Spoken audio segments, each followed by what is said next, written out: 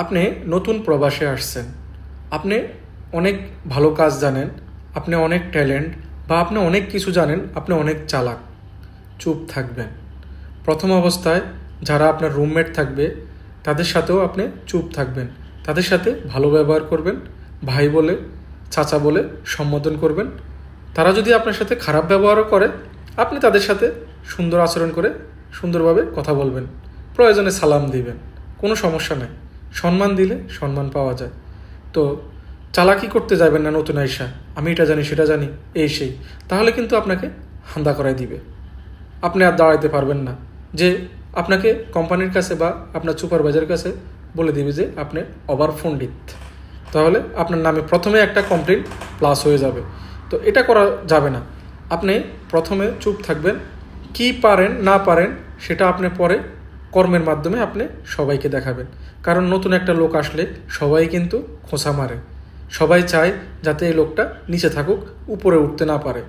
তো প্রাথমিক অবস্থায় আপনাকে শান্ত থাকতে হবে, চুপ থাকতে হবে। আপনাকে যেই কাজ দেয় আপনি ওটা শান্তভাবে ঠান্ডা মাথায় করার চিন্তা করতে হবে।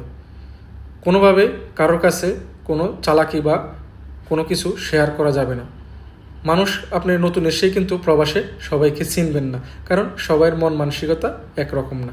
তো আশা করি রুমমেটদের সাথে ভালো ব্যবহার করবেন প্রথমে আইসা, যাতে এবং কি রুমের নিয়ম কানুনগুলা ফলো করবেন। রুমের মধ্যে প্রয়োজনে জেনে নেবেন যে আপনাদের কোনো রুমের নিয়মকানুন আছে কি না। এটা প্রথম অবস্থায় আপনাকে মানতে হবে। পরবর্তীতে আপনি যখন সিনিয়র হয়ে যাবেন তখন আবার আপনি নিজেও নিয়মকানুন তৈরি করবেন। তো এগুলা মেনে চললে আপনি প্রবাসে নতুন অবস্থায় সবার সাথে সম্পর্ক গড়ে তুলে ভালোভাবে থাকতে পারবেন। আর না হয় আপনাকে, যদি আপনি এরকম করেন, আপনি নতুন প্রবাসে আসছেন, আপনি অনেক ভালো কাজ জানেন, আপনি অনেক ট্যালেন্ট বা আপনি অনেক কিছু জানেন, আপনি অনেক চালাক। চুপ থাকবেন।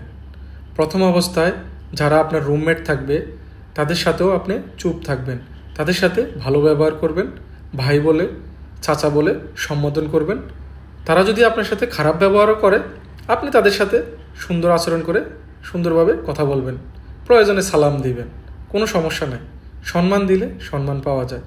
তো চালাকি করতে যাবেন না নতুন আইসা, আমি এটা জানি সেটা জানি এই সেই, তাহলে কিন্তু আপনাকে হান্দা করাই দিবে।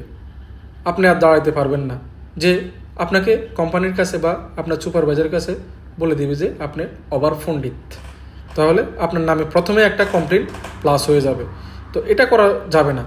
আপনি প্রথমে চুপ থাকবেন, কি পারেন না পারেন সেটা আপনি পরে কর্মের মাধ্যমে আপনি সবাইকে দেখাবেন।